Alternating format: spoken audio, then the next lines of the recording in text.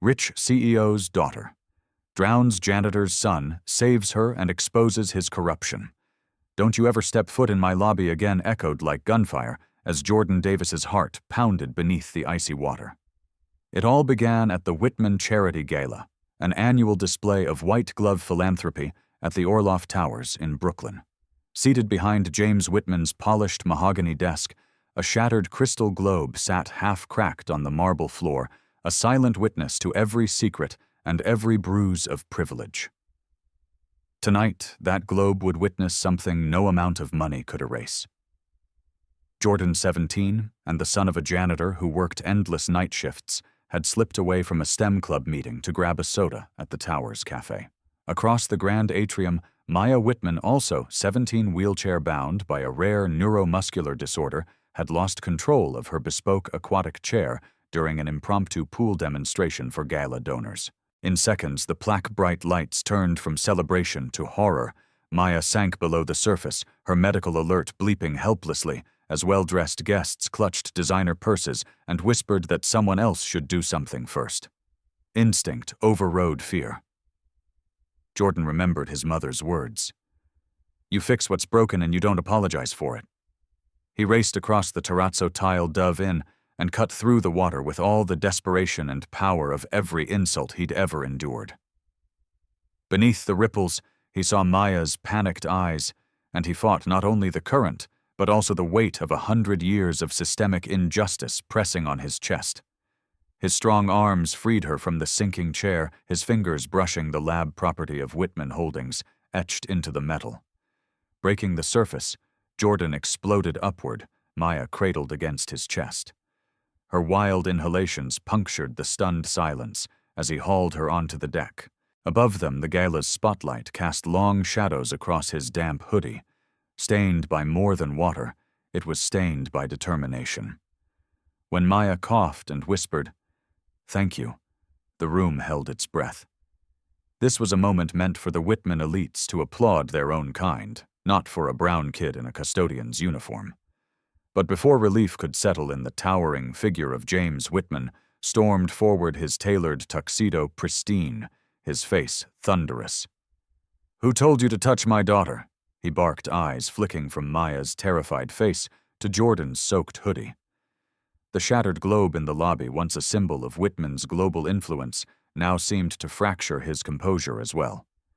Jordan stood dripping and defiant, the weight of 1,000 unspoken slights compressing in his chest. He knew that saving Maya's life would cost him more than pride. It would ignite a battle he never asked for. As Whitman's cold glare met his steady eyes, Jordan realized this was only the first ripple in a storm of justice rippling through the city. And somewhere in that icy stare lay the promise of something far bigger than a rescue, a reckoning. "Get out of my building before I call the cops." James Whitman's voice thundered through the marble foyer, but Jordan Davis felt nothing but ice in his veins. Just hours ago, that same foyer had celebrated Whitman's benevolence as donors clinked crystal glasses beneath the fractured globe, a symbol of his empire's reach. Now every shard of that globe seemed to mock him. He had saved the chairman's daughter, and this was his reward. His mother's voicemail lit up his phone. "You have until midnight to find another place to sleep."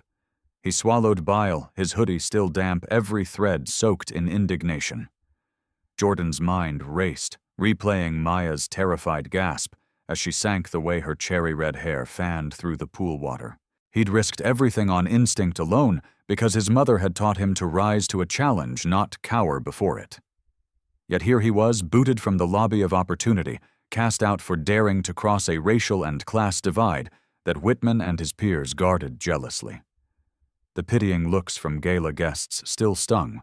Their sympathy was as conditional as their charity. They'd stood by waiting for someone else to act. But when someone else was Jordan, they recoiled.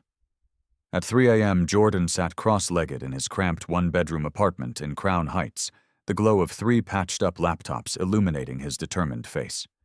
He tapped commands into a terminal, lines of code cascading like digital rain. Each keystroke was a promise.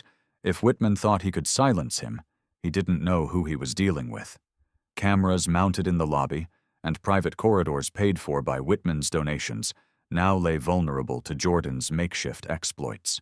He remembered how the cracked globe in the foyer had fallen to the floor right before Maya toppled, a foreshadowing that even polished empires crack under just pressure. He opened a hidden port in the security network, bypassing encryption with a snippet of code he'd written at 14. In that moment, he wasn't just a janitor's son. He was the architect of a reckoning. His mother's worn photograph sat on the desk, her gentle smile belying her fierce love. He owed her more than rent money. He owed her vindication. He whispered into the dim light, "They think this is about race. It's about accountability." A ping sounded he'd extracted the first batch of footage, Whitman's late-night private conversations, the ones he'd sworn were secure. Jordan replayed a clip, Whitman casually boasting about teaching that kid and his mother a lesson. His stomach churned with righteous fury. Outside the city never slept. Somewhere in Brooklyn, a community of mixed races, backgrounds, and dreams pulsed with life, and Jordan intended to give them proof that justice need not wait for boardroom votes. He drafted a plan, compile evidence, leak selectively to local activists, trigger a public outcry. But there was a risk, one misstep, and he'd be prosecuted for hacking. Worse, they might retaliate against his mother. His heart thumped as he weighed choices. Yet he felt an unexpected calm, like the calm before a storm he knew he could weather. He saved the footage under the file name shatteredglobe.mp4 and exhaled.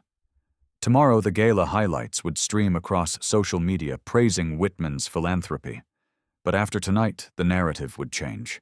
He had one shot to expose the truth, and he would not let fear silence him. As dawn approached, he gazed at the cracked globe image on his screen, a brittle world waiting to be remade. He clenched his fist. This was only the beginning. "Tomorrow your world shatters." Jordan muttered, eyes fixed on the progress bar, creeping toward 100%. He'd just sent the encrypted footage to 3 trusted allies, a community activist, a local journalist of color, and Professor Marion Lewis, his former computer science mentor turned investigative reporter. Each copy was locked behind time-release software exactly 24 hours from now, when the gala's highlight reel would light up every screen in Brooklyn. That's when the real story would break. Jordan leaned back, heart pounding. He could almost taste the adrenaline, equal parts fear and righteous anger. His mother's soft voice echoed in his mind. "You're not just doing this for us. You're doing it for every kid told, 'Stay in your lane.'" He remembered the cracked crystal globe in the lobby, now a symbol of how easily ivory towers fracture under pressure. If a single globe could splinter, so could Whitman's untouchable empire. At dawn, Jordan masked his IP, slipped into the parking garage where Whitman's loaded SUVs waited like silent sentinels. Using a miniaturized USB injector, one he had 3D printed himself, he tapped into the security server. The client app flickered, then confirmed a secure handshake. In seconds, he uploaded an anonymous teaser, a 5-second clip of Whitman's voice, chillingly casual about teaching that janitor's kid a lesson. Jordan's hands shook as he withdrew, knowing every camera feed was watching, every alarm ready to accuse him of trespass. If caught, he'd face federal charges. Yet he smiled. When wealth clings to impunity, only courage can level the scales. Back in his cramped apartment, he poured himself a cup of coffee and scrolled through news alerts. Nothing yet. The teaser was set to auto-post at 8 p.m. Until then, he had to build momentum. He drafted a blog post web page with Tyler Nguyen, the community activist, weaving narrative threads of class and race, of privilege turned weapon. He coded an interactive map showing income inequality across Brooklyn zip codes, each red-hot with systemic neglect. And at the center, a tiny icon of the cracked globe blinking ominously. Then came the twist. The journalist Zara Patel uncovered that Whitman's real estate firm had secretly lobbied for zoning changes displacing hundreds of Black and brown families. The map expanded to show displacement hotspots and linked to legal filings Jordan had scoured from public records. It was a narrative twist no one expected. The story wasn't just one rescue or one insult, but a pattern of systemic abuse. Jordan's heart swelled. This was bigger than a dad kicking out a janitor's kid. It was about a powerful man tipping the scales of justice entirely in his favor. He paused, staring at the code that would launch in hours. Every variable, every hyperlink felt like a weapon of truth. The stakes had grown exponentially. If Whitman severed his internet, the map would still live on mirror sites. If he threatened his mother, Jordan had already live-streamed her testimony on community channels. He had thought through every retaliation. Still, he knew real change hinged on public outrage. As afternoon light slanted through the blinds, Jordan's phone buzzed a message from Maya.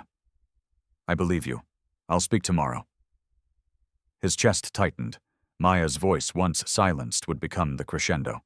He typed back, "Be ready." Then he clicked, "Activate." The teaser dropped. Notifications exploded, and Jordan, as he watched the first ripple of outrage, felt the calm certainty of someone who knew the storm was coming, and that he had already built it. "By midnight, every lie he's ever told will be broadcast," Jordan whispered to himself, as the live counter ticked down.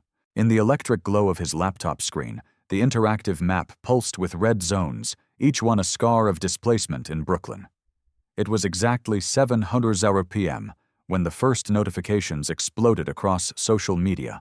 Shroy cracked globe challenge. Arpur Whitman exposed. Justice for Maya. Jordan watched the numbers climb, shares, retweets, comments, feeling the weight of collective outrage buzzing through the pixels. At the same moment, in the opulent boardroom atop Orloff Towers, James Whitman's phone lit up with alerts. His neatly pressed shirt clung to his back as he scrolled through the damning clip of him boasting about teaching the janitor's kid a lesson layered over footage of Maya pleading for help. He slammed his fist on the mahogany table, sending the remaining shards of that crystalline globe rattling. That globe had been his trophy, a symbol of polished authority, but like every illusion, it fractured the moment the truth came calling. Back in Crown Heights, Jordan stretched his stiff limbs. He'd spent days and nights crafting every line of code, anticipating every legal maneuver Whitman's high-powered lawyers might attempt. But he hadn't counted on the unexpected Maya's voice. At 8:15, a video call popped up her wheelchair framed in soft lamplight, her eyes fierce and determined.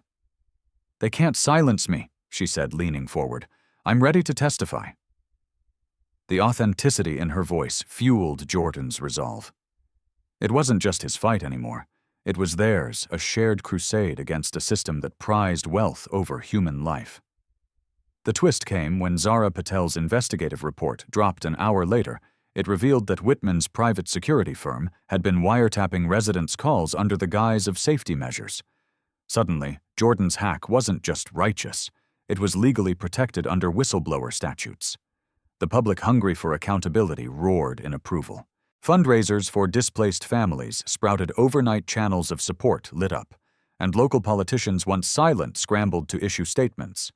The cracked globe icon, once a mere lobby decoration, was now a rallying emblem on banners outside City Hall. But with momentum came danger.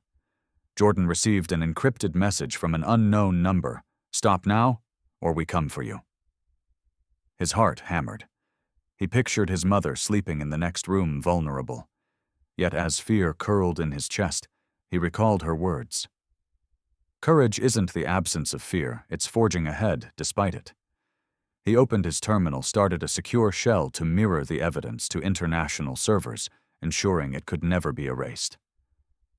Outside his window, sirens wailed in the distance, police protesters, news trucks. Tonight, Brooklyn was awake. Jordan exhaled, the adrenaline settling into a fierce calm. Tomorrow, Maya would stand before a grand jury. Whitman would face subpoenas. The world would see that a cracked globe can still cast a powerful light. And as the city pulsed with anticipation, Jordan knew the fight was far from over. "Are you ready to burn it all down?" The question hit Jordan's inbox like a seismic wave. It was from Marcus Lee, the civil rights attorney who'd taken notice of his midnight data dump. Jordan stared at the words, heart pounding. He knew that agreeing meant stepping into the lion's den of legal warfare, but backing down wasn't an option. He typed back, "Let's light the match." By dawn, the city was aflame with debate. Morning shows replayed the cracked globe footage on loop.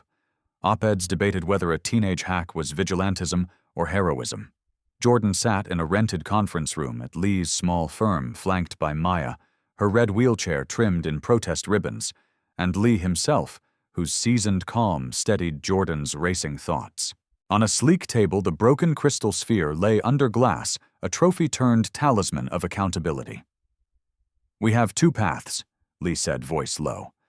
"File a class action suit on behalf of displaced tenants or push for criminal charges based on unlawful surveillance and coercion." Jordan's mind flicked back to his mother's stooped shoulders after eviction, to Maya's silent tears in that sunken pool. He realized it wasn't just about Whitman's punishment, it was about rewriting the rules for everyone who'd been steamrolled by privilege. "We do both," he said, surprising even himself. Filing suit was risky. Whitman's legal teams had deep pockets, and a countersuit could bankrupt them. The criminal route hinged on proving intent, something Jordan feared might get lost behind legal jargon. But Lee smiled. "The evidence is airtight, recorded threats, lobbying records, network logs you hacked into a fortress, Jordan. Now it's time to turn those codes into courtroom bombs." Over the next week, Jordan and Maya crafted victim statements. Maya described how the gilded prison of her own home had felt colder than any cell. Jordan poured out hours detailing the nights he spent reverse engineering Whitman's security. Each line of code was a protest against a world that told him to stay in his lane. Their testimonies were filed. Subpoenas went out. The fractured globe in the lobby was officially catalogued as Exhibit A. Then came the twist. At the last minute, a third-party witness stepped forward. A former event planner from Whitman's charity foundation testified that for years he'd seen pattern after pattern donation kickbacks, hush money schematics, even threats disguised as performance reviews. His statement dovetailed perfectly with Jordan's digital dossier. The courtroom buzzed here was an insider corroborating every stitch of Jordan's narrative. It was more than a code for justice. It was a tapestry woven from truth, betrayal, and resilience. As cameras turned toward the courthouse steps, Jordan and Maya emerged into a world transformed. Reporters shouted questions, protesters waved signs emblazoned with the cracked globe, and families displaced by zoning reforms cheered their unlikely champions. Jordan felt an electric hum in his veins, the same power that had driven him to dive into that pool, to hack into a fortress, to turn shards of crystal into symbols of change. But as he scanned the crowd, he spotted a familiar figure slipping away, James Whitman, head down, flanked by high-priced counsel. Their eyes met briefly. His dark suit now looked under siege. Jordan inhaled, savoring the moment of triumph, tinged with uncertainty. The verdict wasn't in yet, and the fight was far from over. "Not guilty on all counts," the judge announced, and Jordan Davis felt the floor tilt beneath him, as if gravity itself had shifted its allegiance. In that moment, the courtroom's ornate columns and polished benches blurred into insignificance. Only the crackling electricity of justice mattered. His mother's beaming face in the front row and Maya's triumphant fist pump crystallized everything he'd risked: eviction, federal prosecution, even retaliation against loved ones. The shattered globe from the Whitman lobby stood in a glass case behind the bench, its fractured form now a testament to the empire that greed had built, and the bravery that brought it down. Outside, cameras swarmed like bees around a hive, capturing Jordan's first steps into a world forever changed. Reporters peppered him with questions, but he felt the weight of every word unspoken in the collective silence of displaced families who lined the courthouse steps. He remembered the red zones on his interactive map, each one a silent scream for equity. Now those zones pulsed with hope as local officials pledged rezoning reforms. It wasn't just a legal victory, it was a social reckoning. As journalists hailed Maya Whitman's courageous testimony and Jordan's unorthodox hack, a deeper twist surfaced. Whitman's own charitable foundation released a statement distancing itself from his actions, redirecting millions to community programs. The same foundation whose gala had showcased that pristine crystal globe now pledged to replace it with an art installation created by the very families they'd displaced. The irony was mouth-watering privilege co-opted by the people it once sidelined. Jordan's phone buzzed incessantly, university admissions nonprofit leaders, even grassroots mentors vying for his time. But amid the chaos, he replayed Marcus Lee's warning. Powerful men learn fast, but institutions learn slow. Jordan knew systemic change wouldn't hinge on one verdict. It would depend on sustained pressure. He pledged to continue building open-source tools for community oversight, ensuring no oligarch could manipulate zoning codes or gag whistleblowers again. Late that night, Jordan returned to the empty conference room where he and Maya had first signed subpoenas.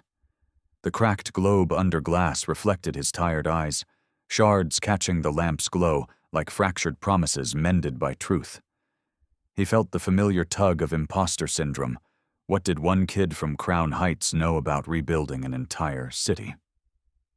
Then he thought of his mother, whose janitorial shifts had scrubbed away more nightmares than most boardrooms ever saw. He straightened his shoulders. Courage was contagious, and he was ready to be its carrier. But the story wasn't over. Word reached him that James Whitman's allies were exploring loopholes to relitigate zoning approvals, seeking injunctive relief to reverse displacement protections. The fight would circle back to land use hearings, political campaigns, and city council votes. Jordan exhaled, heart thrumming. The next phase would be even more treacherous, pitting data against deep-pocketed lobbyists. Maya's text flashed. "Are you in?" He tapped back, always. "Do you really think they'll stop?" Jordan's voice trembled as he sat at the round table in City Hall's dimly lit committee room, the cracked globe icon projected behind him on a screen. Every council member's gaze felt like a judge's verdict, some skeptical, others sympathetic, all powerful. Since his courtroom victory, Whitman's allies had launched a last-ditch campaign to reroute housing protections, arguing that historic zoning frameworks were under threat.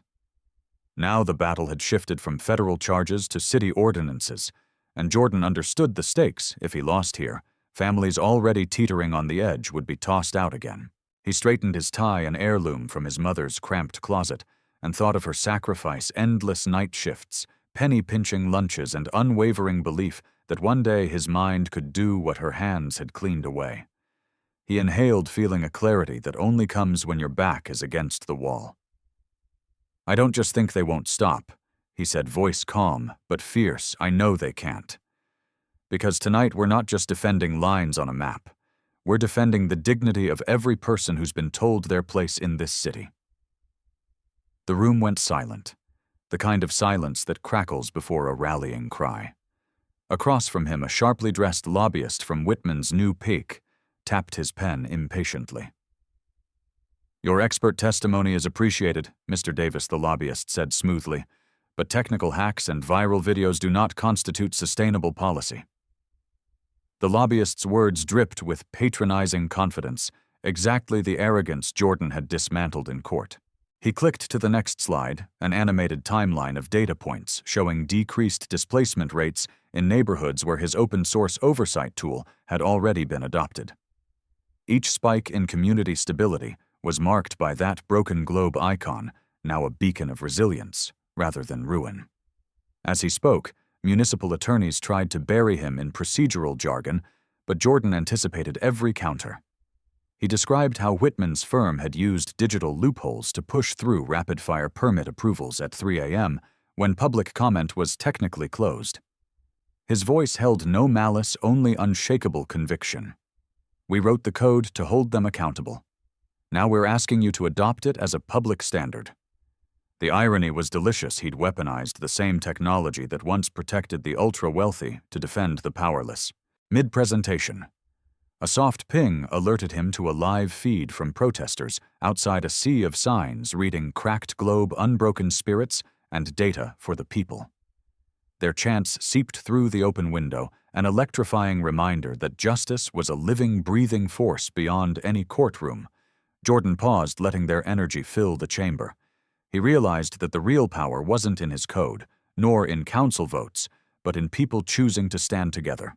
Then came the final twist. A surprise ally councilwoman Herrera, once a skeptic, rose to her feet. "I've reviewed every line of Mr. Davis's documentation," she announced, voice firm. "I stand with these families. I move to pass the Digital Accountability Ordinance effective immediately." Gasps filled the room as her motion was seconded, then passed by a narrow margin. The cracked globe icon flashed green on the screen, approval granted. Jordan felt a surge of triumph laced with humility. This was more than a legal win. It was proof that systemic change demands persistent courage and community. But he knew this victory was a step, not the finish line. As confetti streamer emojis lit up the live stream chat outside, Jordan packed his laptop heart steady. Ahead lay the hardest battle yet, ensuring this ordinance endured beyond political terms and power shifts. He exhaled, ready for the next phase. History remembers the bold Jordan's voice echoed across the packed auditorium as the newly minted Digital Accountability Ordinance went into effect. The cracked globe icon flickered one last time on the giant screen before transforming into a full glowing sphere, a symbol of reconstruction. Tonight, the same marble floors where James Whitman once dismissed a custodian's son now bore the footsteps of community members, activists, city officials, and displaced families returning to claim their right to belong. Jordan stood on the stage beside Maya Whitman, her wheelchair draped in protest ribbons that now symbolized victory rather than confinement. He thought of his mother back in Crown Heights, tears in her eyes as she watched the live stream. Every risk he'd taken, hacking into an empire, standing up in court, battling city council, defying threats, had led to this moment of collective empowerment. Yet he knew that real change isn't sealed by ordinances alone. It's sustained by everyday acts of courage and accountability. He recalled the globe shattering in the Whitman lobby, its crystalline shards scattering across the marble like broken promises. Now those same fragments had been reassembled into an art installation that looped in virtual reality for all to explore. Each piece told a story of families who'd fought for their homes, of journalists who refused to stay silent, and of a teenager who refused to know his place. As he spoke, the auditorium lights dimmed, and the VR projection enveloped the crowd in a kaleidoscope of memories, pain, resistance, hope. Mid-speech, a hush fell when Councilwoman Herrera stepped down from her seat to join him at the podium. "This is not the end," she said, pulling out a stack of petition forms. "We need you, every one of you, to keep pushing to watch for loopholes to report abuses." The room erupted into applause, but Jordan's eyes scanned the crowd for signs of complacency. He saw none. Instead, he saw a movement ignited. Then came the final twist. An alert pinged on his phone from Marcus Lee, now directing a coalition of public defenders to launch workshops teaching communities how to use Jordan's open-source tool. Legal support would merge with tech empowerment, ensuring that not one complaint would go unheard. Jordan realized that the empire he'd toppled had unwittingly sown seeds for a far-reaching network of civic vigilance. As the ceremony closed, Jordan stepped off the stage, the weight of the moment pressing against his chest like a challenge rather than relief. He rolled up his sleeves mentally, mapping out the next steps, partnering with universities to refine the software, organizing hackathons for social justice, mentoring young coders from underrepresented neighborhoods. The cracked globe had become an emblem of regenerative power, a reminder that from fragmentation comes the chance to rebuild stronger. Outside the auditorium, Maya locked eyes with him and smiled. "What's next?" she asked softly, her voice steady despite the day's whirlwind. Jordan thought of the countless corners of the city still shadowed by unchecked privilege and injustice, zoning laws yet to be overturned, labor rights yet to be enforced, voices yet to be amplified. Next, he said, "We build the world they said we didn't deserve." He raised his gaze to the night sky above Brooklyn, where stars scattered like data points across an infinite network. Justice was not a destination, but a journey, one that he, Maya, and every person who dared to speak up would walk together. And as the crowd's cheers drifted into the night, Jordan stepped forward into the unknown with the calm determination of someone who knew that even in darkness, a single spark could light the way.